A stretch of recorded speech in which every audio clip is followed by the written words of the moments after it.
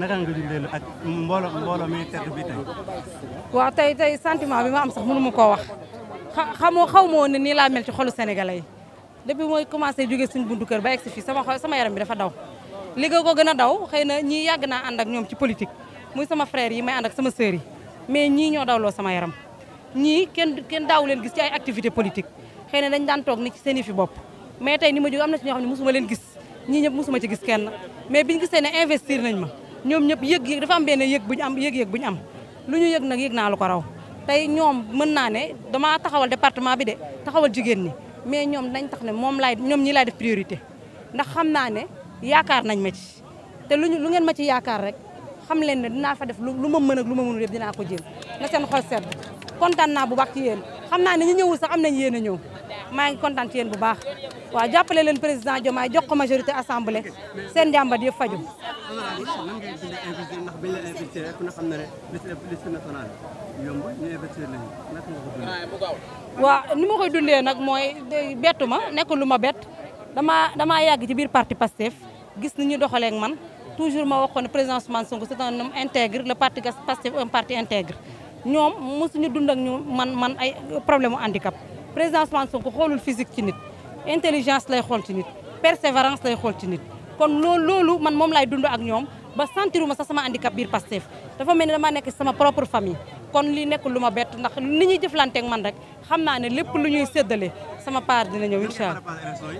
waaw préparé ko bu baax a baax nag ànd ko ak sama moromu handicapé yi nan lañu ni ñu koy préparé mooy fexe fu personne handicapée nekk au plus profond du Sénégal ñu dem fekk la fa nga comprendre projet bi nga xam ne moom la Pastef porté nga comprendre projet bi nga xam ne le président Ousmane Sonko teg na ko pour la bonne gouvernance loolu lañ fexe bu loolu moom xaw ma lan waaye ku mu dugg sa bopp incha allah rabbi di nga adhéré si. bien sûr am naa projet la loi d'orientation sociale mooy njëkk a nekk sama combat boobu rek buñ ko appliqué projet kii personne handicapée yëpp nekk ci jàmm loolu kese moo njëkk a nekk sama propre kii sama combat bu ci des nag yeneen problème am na fa gis nañ am nañ problème accessibilité fépp boo yéeg fii am na kii te loolu yëpp normalement képp kuy tabaxati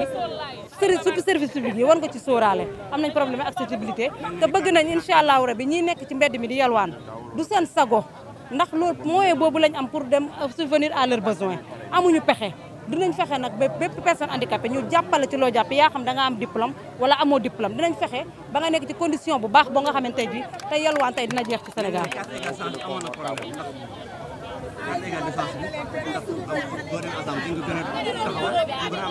incha allah dinañ ko doon taxawal ndax régime bi fi nekkoon jaarul woon yoon la carte d'égalité et de chance xëy na ñëpp accès ak ñëpp bénéficié wu nii man mii di wax ak yow aw ma ci kon nag dinañ def tout ba soobee yàlla ñëpp bénéficié wu ba pare mu amal leen njëriñ incha allah. moom amul sañoon nag tubaarikàlla mu jël parole ban man jël jërëjëf téléspectateur Inter Leral TV ñoo ngi fii kaay feexlu ci programme bi amoon ñu taxaw ak honorable député Marfa Farma Mbodj soxna si ñu ngi lay nuyu ba honorable maa ngi lay fay bu baax. ñu gis lu mel nii fii lan moo waral lan mooy yële ji. tey nag dañoo amoon cérémonie d'investiture donc ñëw di wane suñu 5 candidats yi nga xamante ne moom la département bu Mbacké tànn ci njiital nag le coordonnateur l'infatigable jàmbaar ji nga xam ne mooy suñu sëriñ di suñu góor te liste bu mu jiite nga ñeme Mbacké Balla Cheikh Thioro Mbacké waroon na fee nekk taxaw waru ma woon tardé ndax dama nekkoon octobre rose ba jàkkaarloo moom wax ak moom liste bu mu jiite nañu ñeme ndax mooy gaynde Bawol tey nag ñu doon investir candidats yi si njiitam muy notre tête de liste ànd ak Ahmadou Lo mi ngi ci liste bi Jogomaay Jo mi ngi ci liste bi Khadiso mi ngi ci liste bi ak suppléant yoo xam ne mérito nañu lu raw nekk député ndax ñoom ñëpp day jàmbaar waaw lii moo ñu fi indi woon tey. mu mel ni démb lu mel ni amoon na Dakar. waaw ndax demoon nga Dakar ak la fa amoon. waaw Dakar moom la fa amoon moom ñu loolu du gàtt ci ñun dëgg la ne démb dafa jéggi dayoo dem nañu Parcelles toj ko tojoon nañ fi Kër Massar démb moom arena nañu ko def wax dëgg yàlla dafa xatoon sax ci nit ñi ndax nit ñi sonn nañ fa waaye yëguñu ne añuñu yëguñu ne reeruñu yëguñu ne naanuñu ndax nag suñu góor national le président Ousmane Sonko ki nga xamante ne ni tey moo xippi bëti ni ñëpp ki nga xamante ne tey ji kuy sàcc moo la feeñal ki nga xam ne tey ji jigéen moo ko jox gëddaam jox ko yelleefam jigéen ñi dañ leen daan nax di leen fekk ci mbootaay di leen jox ay weccet tey ji moo organisé waat jigéen jox leen seen gëdd moo gëdd ñi nga xam ne tam ñoom la ñuy woy ay handicapé ba tey mu def leen ci liste bi kon xaajeeg seen moom amul ci réew mi ñëpp la boole yemale leen au même point d'égalité Sonko Yabou élection yi na woon fa woon département de Mbacké lañ wax Touba la ñu wax bët bu setaan ñu dóor fii ñoo tee ñu dem deuxième tour avec 9% na woon fa woon rek ndax Bawol li mu représenté ci démographie Sénégal kenn xamaguñu ko mooy région bi ëpp nit bi ëpp électeur donc ñun dañoo war a nekk benn yëkkatee ndoo di dóorandoo Ousmane Sonko déggee waa Bawol nag xelam dal xam ne feneen lay am jafe-jafe xalaat waaye du doon fii li ma gën a bégloo tam mooy jotaay bi rafet na député yi seen présentation am na solo amoon naa yéene sax gën fee teel a ñëw waaye ñun Njaaréem tam ñu ngi doon teg suñu comité moo tax ñu yéex a yegg si du ma guddal wax li may wax rek lenn la mooy ñun ñëpp daañu ànd nekk benn fu ngeen liggéey bi jubloo incha allah su ngeen gëstoo gis ñu seen wet ñu ànd doxal ko lenn rek moo am solo projet Pastef bii nga xam ne dañ koo yëkkati ay bakkan la cee rot am ñoo xam ne dañ cey dem kaso am ay kër yu ci tas am ñu ñàkk seen liggéey tey askan wi am yaakaar si ñun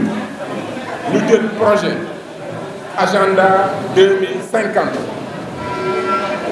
juróom-benni weer rek lañ ñu fal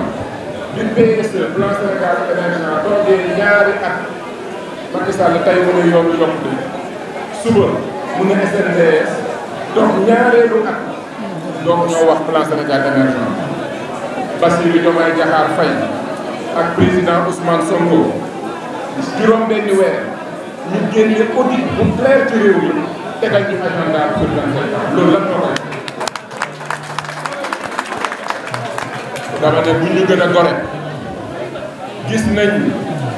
le président de la république wax le premier ministre mu wax ministre des finances mu yóbbu ay loi pour financer Sénégal ñu dem assemblée ba bañal leen teggee seen mbir mu leer ne assemblée bii buñ fi tegee ñu fi warul teg projet bii nañu jéem a gàllankoor loolu est-ce que dinañ ko seetaan est-ce que dinañ ko seetaan am na loi yoo xam ne loi yu am solo dañoo soxla 3/4 député pour mu jàll sans jafe-jafe est-ce que dañuy jox Diomaye lu yées plus de 150 députés loolu la ñuy def 160 dama ni na woon fawoon incha allah ñu ànd nekk benn wër Njaaréem def Bawol gi yëpp def fi meeting yoo xam ne kenn mësu cee teg loolu rek la ñu mën a fay le président Ousmane Sonko ak son excellence Bassirou Diomaye Diakhar Faye la ca des nag sëñ Cheikh jiitul maa ngi si ginnaaw